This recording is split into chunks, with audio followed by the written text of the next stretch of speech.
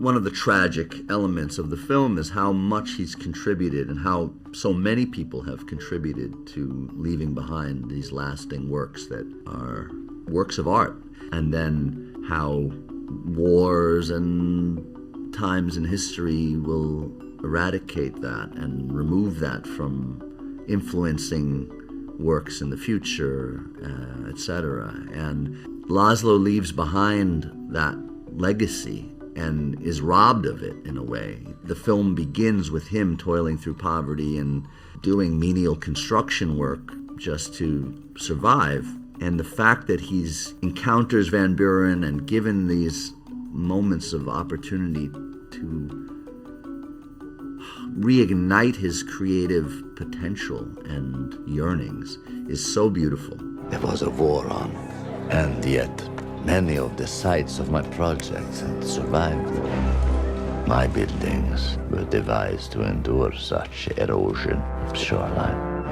Well, it's interesting. I've suddenly become so much more aware of architecture. I was looking back, I grew up in the Midlands, and there's actually quite a few pieces of Brutalist architecture in Birmingham, where I grew up, which I didn't realise. There's an old central library and there's a theatre, and I didn't even have a clue that they were pieces of Brutalist architecture. So it's definitely made me re-look at those spaces that you would spend so much time in, and in many ways, particularly when you're younger, you're so unconscious of the genesis of them.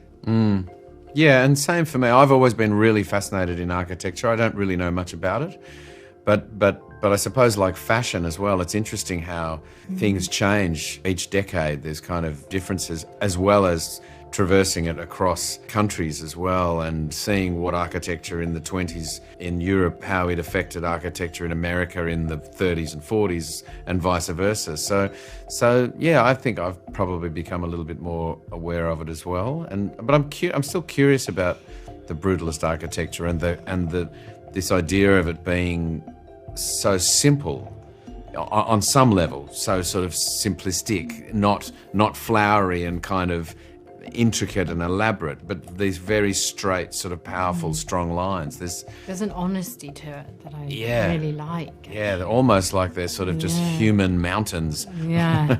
It was also just really good to understand Judy Becker, our production designer, just the work that she was doing, because a lot of that obviously happens without our sort of involvement. You know, we turn up on set and these things have been built, or we get to see what's being made. And you know, she and Brady had been in discussions for probably a couple of years before even the film started. So her work is like Daniel Blumberg, who's done our score.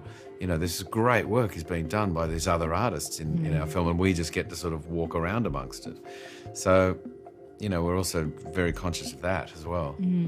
Institutions and projects that were built at that time in the Brutalist form were built out of practicality too, because concrete was less expensive, steel and concrete materials. You know, cities needed to be rebuilt. And I think there was a sense of looking ahead, of not conforming to typical structural and architectural design elements of past eras that were more ornate. And I think it's very powerful. I think it's very powerful, and really they stand out. They really are something remarkable and very futuristic if you think of the time period. They still look quite otherworldly, some of these structures.